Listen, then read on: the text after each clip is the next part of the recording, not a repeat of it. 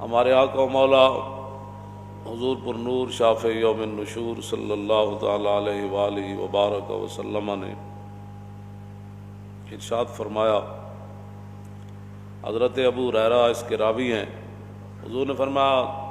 تکون فتن،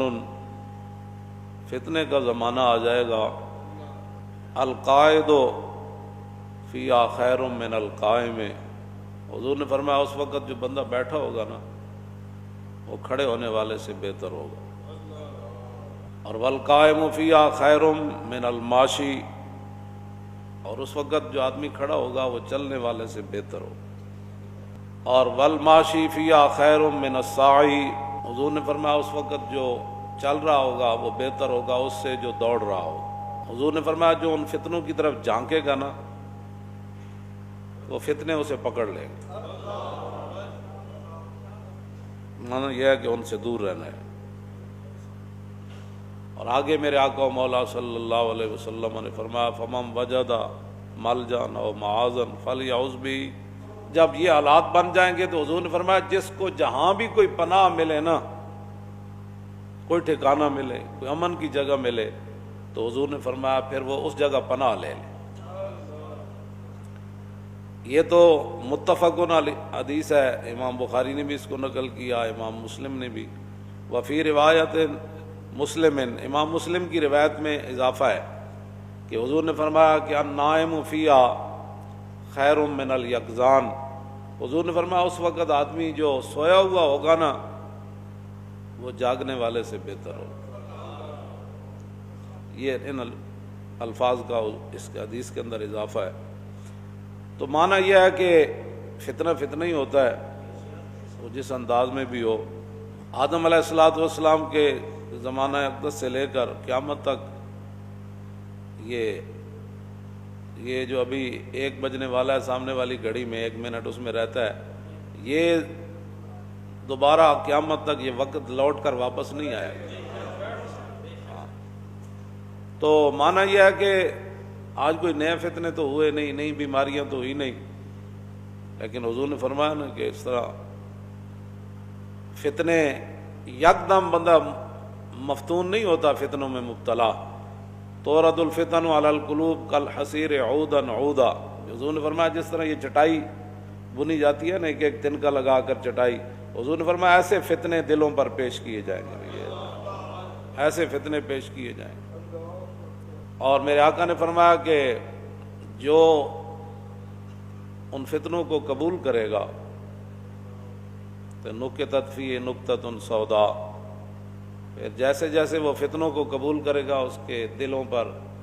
سیاہ نقطے پڑنا شروع ہو جائے گا، اور اگر وہ دل انکار کر دے، حضور نے فرمایا انکار کر دے کہ مجھے اس سے کیا غرض ہے، اور جی فلاں آیا کر رہے ہو، فلاں آیا کر رہے ہو، تو نہیں پتہ زمانہ کدھر چلا گیا، انہوں نے کہا جاؤ ہے زمانہ جدھر بھی جاوے تو بخدا خدا کا یہی ہے۔ حضور نے میرے آقا نے فرما دی، بات ختم ہے۔ تو حضور نے یہ بات فرما دی۔ حضرت عمران بن حسین، صاد کے ساتھ یہ حسین ہے، سین کے ساتھ نہیں، یہ صحابی ہے، تو ان کے سامنے ذکر ہوا کہ حیا بڑی اچھی چیز ہے، تو ایک آدمی کہنے لگا کہ بعض حیات بزدلی کی وجہ سے ہوتے ہیں، بندہ حیادار نہیں ہوتا، ڈرتا ہے۔ تو آپ جلال میں آ گئے، فرمایا جب رسول اللہ نے فرما دیا الحیاء خیر کلو، حضور نے فرمایا حیا جس صورت میں بھی ہو وہ خیر ہی خیر ہے، تو یہ کیا بات کر رہا ہے،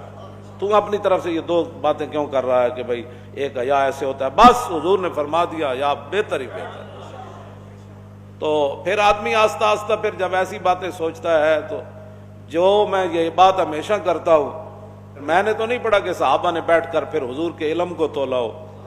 ہاں جی، پھر حضور کے معراج شریف پر آنے جانے پر بیٹھ کر کتابیں لکھی ہوں، باتیں کی ہوں، تو پھر یہ کہا ہو کہ یہاں سے حضور سنتے ہیں تو یہاں نہیں سنتے۔ تو جب انہوں نے حد ہی کر دی تو اس کے بعد تو بعد میں پھر لوگ آ گئے، پھر لوگوں کو اپنے علم کا خمار چڑھا، کئیوں کو اپنے تقوی کے خمار چڑھے، کہ جب رسول اللہ کی اس زندگی مبارک جو ہے وہ ہمارے لیے نمونہ ہے، جس طرف سے بھی کوئی دیکھے گا نور ہی نور ہوگا۔ ہاں جی، جس طرف سے بھی وہ دیکھے گا وہ جناب اس کے لیے ہدایت ہی ہدایت ہوگی۔ تو جب رسول اللہ کی ظاہری حیات میں بہت سارے معاملات ہوئے، فاروق اعظم رضی اللہ تعالیٰ عنہ کے دور میں آگ ظاہر ہوئی، وہ بڑھنے لگی اس طرح، تو حضرت فاروق اعظم نے حضرت تمیم داری کو فرمایا جاؤ اس آگ کو روکو، تو کہا جی میں کیا کر سکتا ہوں؟ فرمایا تو ہی تو روک سکتا ہے اس کو۔ تو حضرت تمیم داری گئے، انہوں نے وہ سوٹا اٹھایا اور آگ کو ایسے آگے لگایا جیسے ریوڑ کو آگے لگایا جاتا ہے، اور آپ اس آگ کو ریوڑ کی طرح دھکیل کر لے گئے پیچھے۔ آپ کے ڈنڈے کو دیکھ کر آگ پیچھے مڑ گئی۔ تم آیا نہ ڈرتے ہو کیوں بد نصیبہ۔ تو آپ اس غار کو، اس آگ کو اکٹھا کر کے غار میں لے گئے اور غار کے اندر داخل کر کے باہر تشریف لائے۔ حضرت عمر فرماندے ہوندے سن، فرمایا جس نے تمیم داری نو ویکھیا اور جنہیں نہیں ویکھیا دونوں برابر نہیں ہو سکتے۔ تو یہ فتنے اور فساد ہر دور میں رہے ہیں، لیکن اس دور میں چونکہ میڈیا اور یہ ایسی ایسی چیزیں لوگوں کے سامنے گھڑتا ہے، لوگوں کا اللہ رسول پر پتہ نہیں یقین کیوں اٹھ گیا ہے۔ میں تو حیران ہوتا ہوں کہ میڈیا نے کہہ دیا تو بس جی سارے اندر بڑھ گئے تھے، سارے منہ تے چھکے چاڑ لائے تھے۔ جناب وہ رب کی قدرتیں کدھر گئیں؟ رسول اللہ نے جو فرمایا وہ کدھر گیا، اور حضور کا وہ دین کدھر گیا، وہ قرآن کدھر گیا، وہ شفا کدھر گئی، وہ رحمت کدھر گئی، وہ حضور کی مبارک دعائیں کدھر گئیں؟ ہاں جی، کہ تم اگر کسی مصیبت زدہ کو دیکھ کر یہ دعا پڑھ لو گے تو تمہیں وہ مصیبت نہیں لگے گی، وہ بیماری نہیں لگے گی۔ بس انہوں نے کہہ دیا تو بس ٹھیک ہے جناب، پوری قوم جناب مسجدیں بند کر دو، یہ کر دو، وقفے سے کھڑے ہو جاؤ۔ بھائی رب تو رب ہے،